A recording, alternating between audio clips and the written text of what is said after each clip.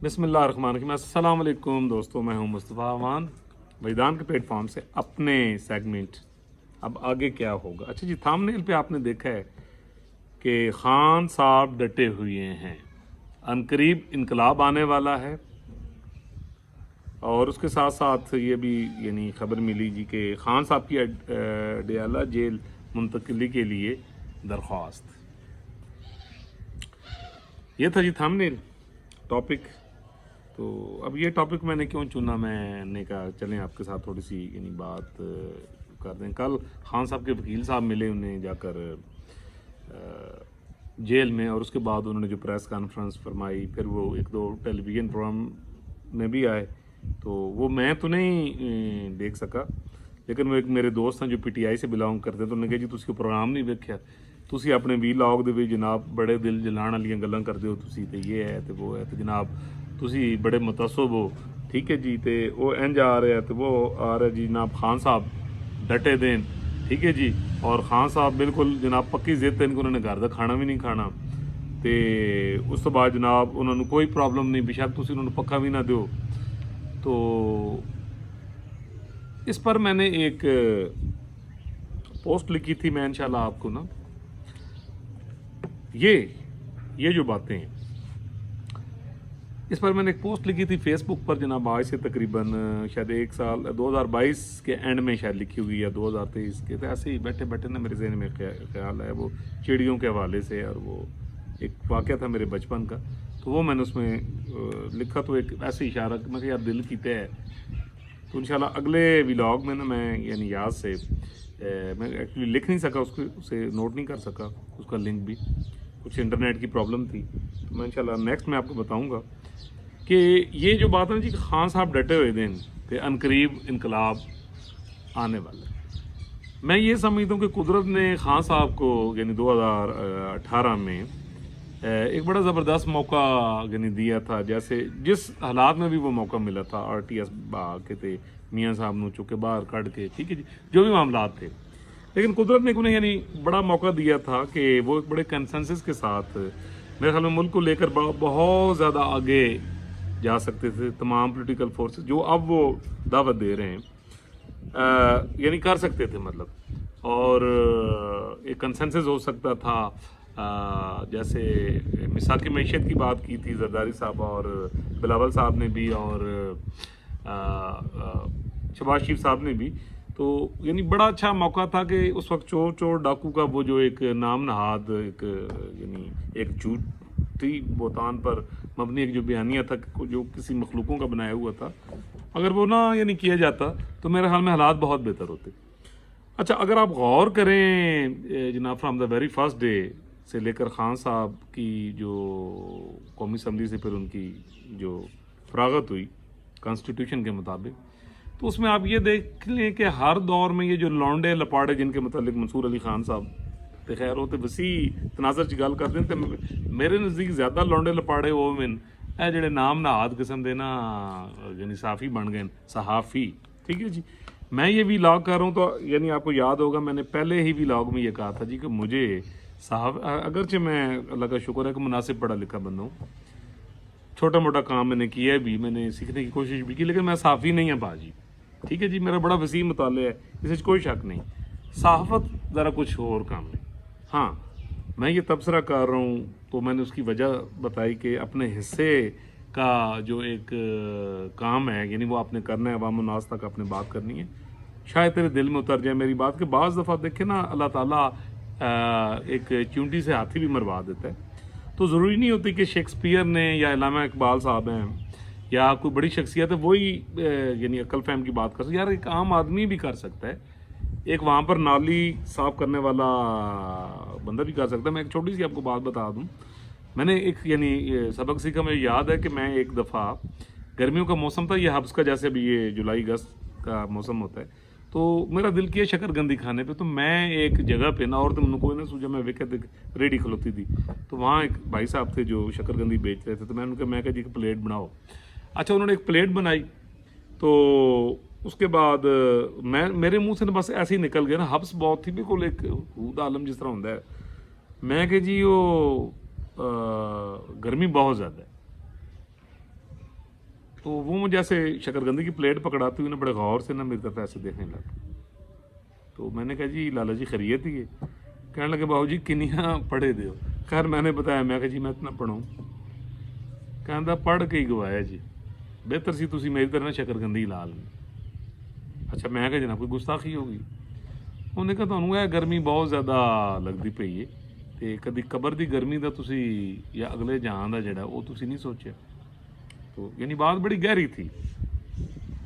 ٹھیک ہے جی. تو فلاسفی کی بات یا کوئی ایک معرفت کی بات ہے وہ عام بندہ بھی کر سکتا ہے. تو میرے یا وہ جیسے ہمارے فہیم گور بٹ صاحب ہیں نا وہ لفظ بڑا استعمال کر دیں جی شودر. تو میں بغیر اجازت ہی وہ بڑے لوگ ہیں کچھ نہیں کہیں گے. تو مقصد یہ کہ میرے جیسا شودر بندہ بھی کوئی عقل و فہم کی گل کر سکتا ہے. سو دیٹس وائی میں آپ سے بات کروں. تو میں یہ سمجھوں کہ خان صاحب جو ایک عروج سے اب اس نوبت تک آئے ہیں تو یہ جو لونڈے لپاڑے تھے یہ جو نام نہاد انقلابی ٹھیک ہے جیڑے نعرے لینے سے لے کے رہیں گے آزادی تیرا باپ بھی دے گا آزادی اور پھر 4 گھنٹے تو بعد کتنے گئے. میری وہ پوسٹ یاد ہے نا لارووں والی اور ریت کی دیوار والی 2 پوسٹیں میں نے آپ کو پڑھ کے سنائی جو میں نے تو کافی عرصہ پہلے لکھی.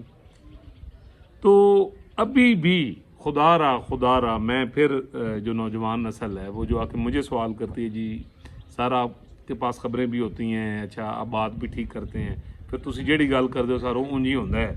تو یہ دسو کہ ہے جی خان صاحب دے نال جیل دے وچ کی سلوک ہو رہا ہے. تو میں نے کہا یار اب دیکھیں خان صاحب ظاہری بات ہے وہاں ایز اے وزیر اعظم نہیں گئے ایز اے قیدی گئے تھے اور جو بھی وہ ایک طریقہ کار ہے ٹھیک ہے جی جو رولز اینڈ ریگولیشنز ہیں ڈیفینیٹلی اس کے مطابق ہی ان کے ساتھ جو ہے وہ کیا جا رہا تھا. ویسے میری ایک اپنی یعنی ذاتی خواہش ہے وہ وزیر اعظم پاکستان رہے ہیں ایک بہت بڑی پارٹی کے لیڈر ہیں اور کروڑوں دلوں کی دھڑکن ہے جیسے مجھے بھی بڑے اچھے لگتے ہیں. تو میں یہی کہوں گا کہ یعنی اچھا سلوک کرنا چاہیے اور ان کو وہ ساری جو ہے وہ فیسلٹیز یعنی بالکل دینی چاہیے جو ان کا یعنی حق پڑتا ہے کیونکہ یہ ہوں فی الحال تو تھوڑی جی خیر چلو اور 3-4 مہینے تو ایک لمبی ٹائم پہ ہے نا تو پھر اللہ خیر کرے گا انشاءاللہ. تو نال ہے جی عنقریب انقلاب آنے والا ہے تو جناب انقلاب بالکل آئے گا. میں بالکل آپ کی بات سے ایگری ہوں. میرے لفظ جناب نوٹ کر لو میرا ایک ایک لفظ انشاءاللہ یہ ثابت ہوگا آنے والا 1-1.5 سال میں بالکل انقلاب آئے گا. تو بڑا شدید قسم کا انقلاب آ رہے ہیں اور وہ جناب اس کی بنیاد بھی رکھی جا چکی ہے اور رکھی جا رہی ہے. تو ہوں جڑے ساڈے مالی ون وڈے وڈیرے جڑے ساڈے وہ جناب انہوں کھاد بھی لاندے پین تھوڑی گوڈی بھی کرتے پین ٹھیک ہے جی. اور انشاءاللہ جو یعنی آنے والا ٹائم ہے جیسے میں نے پہلے بتایا تھا کہ جی 2024 کا جو میڈ ہوگا الیکشنز کے بعد جو گورنمنٹ آئے گی تو آپ حیرت انگیز طور پر دیکھیں گے کہ پاکستان یعنی معاشی لحاظ کے ساتھ اور پھر ہاں جی میاں صاحب کا بھی ایک بڑا بڑا رول ہے. میاں صاحب کا قدم رکھن دی ہوں میں پھر پٹواری نہ کہہ دیو. میں آپ کو ایک انالیسس اپنی خبر اور اپنا ایک وجدان کے حساب سے گل دس رہے ہیں. آپ دیکھیں گے کہ ود ان نو ٹائم جیڑی تے گل حکومت کر رہی ہے نا $100 ارب ریاست جو بات کر رہی ہے اس سے کہیں زیادہ آپ دیکھیں گے کہ ود ان نو ٹائم انشاءاللہ آئے گی. اور اس کے بعد 2025 جب ختم ہوگا تو پاکستان معاشی استحکام کی طرف جو ہے وہ گرو کرنا شروع کر دے گا.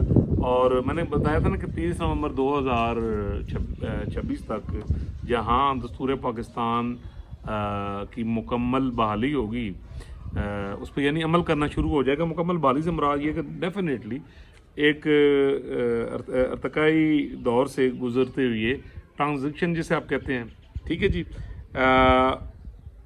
ڈیفینیٹلی جو ایک چیزیں یعنی آگے کو چل رہی ہیں منتقل ہو رہی ہیں یہ کہہ رہے ہیں آپ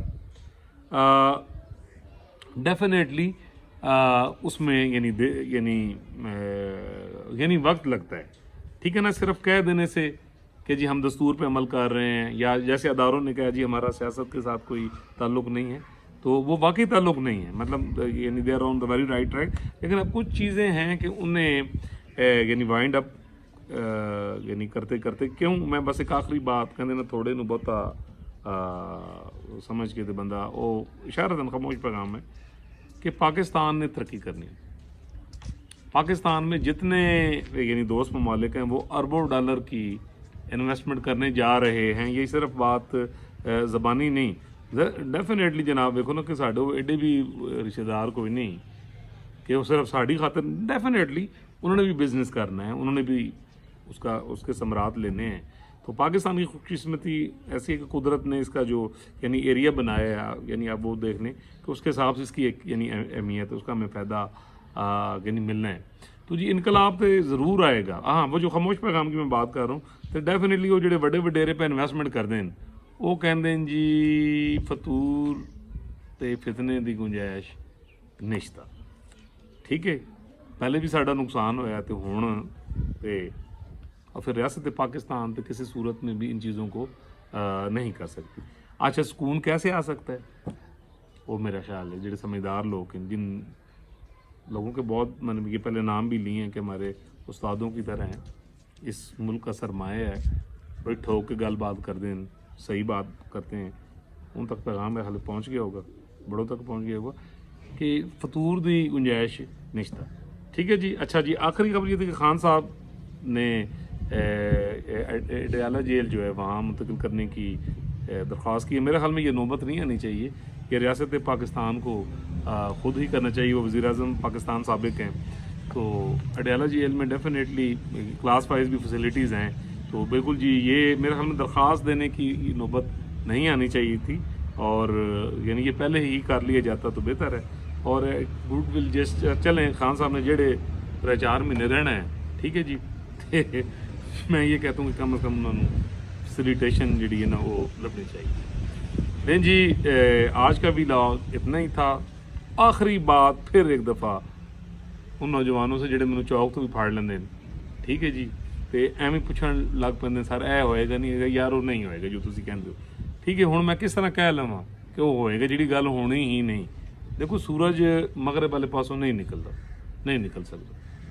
پیدل بندہ امریکہ 1 مہینے چ نہیں پہنچ سکتا, شاید 5 سال تے پہنچ جائے, مہینے چ نہیں پہنچ سکتا, وقت بہت تھوڑا ہے.